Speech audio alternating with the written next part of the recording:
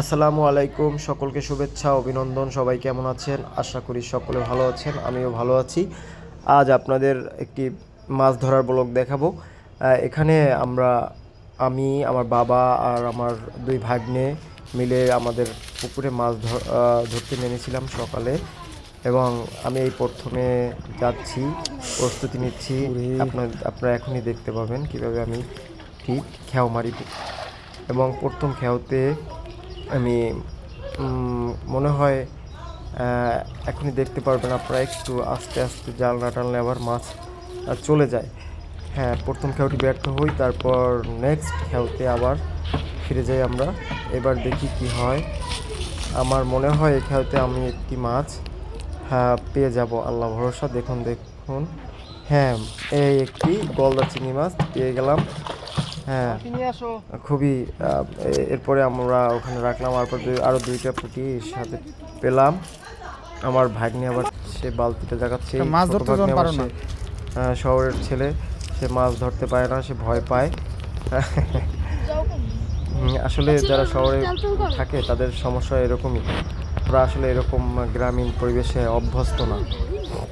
আবারও একটি খেও মারলাম। এবার দেখি কি মাছ আসলে আমরা পাই। অপর প্রান্ত থেকে বাবা, সেও খেও দিচ্ছে। এরপর আবারও পেলাম। এবার দেখি আমার বাবার খেওতে কি মাছ উঠে। হ্যাঁ দেখুন, হ্যাঁ, তিনি মেবি সেও একটি গলদা চিংড়ি। আসলে আমরা কিছু গলদা চিংড়ি মাছ এখানে ফালিয়েছিলাম প্রায় 2-3 বছর আগে। এখন কিছু মাছ আছে প্রায় শেষের পথে। আশা করি সামনে আবার যদি কখনো এইরকম এর রেণুপোনা পাওয়া যায় তাহলে আমরা আবার ফালাবো। আবারও একটি গলদা চিংড়ি পেল, আরও একটি। আসলে আমাদের গলদা চিংড়ি ছাড়া তেমন কোনো উল্লেখযোগ্য মাছ এখানে আমরা পাই নাই। আর পুঁটি মাছ পেয়েছিলাম কিছু। এবার দেখা যাক কি মাছ আসে। শেষ পর্যন্ত কে জিততে পারে। দেখা যাক, আপনারা দেখুন। আসলে আমার বলার থেকেও আপনারা দেখলে বুঝতে পারবেন ভিডিওটা।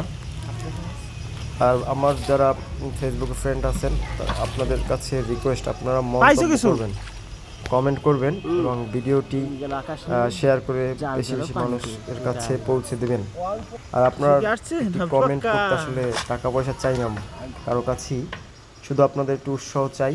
তাহলে আমি আপনাদের জন্য অনেক ভালো ভালো ব্লগ নিয়ে আসতে পারবো। প্রতিটি খেলতে কম বেশি মাছ আমরা পাচ্ছিলাম। পানি কমে গেছে, কিছু আছে তাই পাওয়া যায়। আর চৈত্রের গরমের ভিতরে মাছ আসলে, এই বাবা একটি কাতলা মাছ সে ধরে ফেললো। এতক্ষণ যারা আমার ভিডিওটি ধৈর্য সহকারে দেখেছেন তাদেরকে আমার অন্তরস্থল থেকে ভালোবাসা রইল।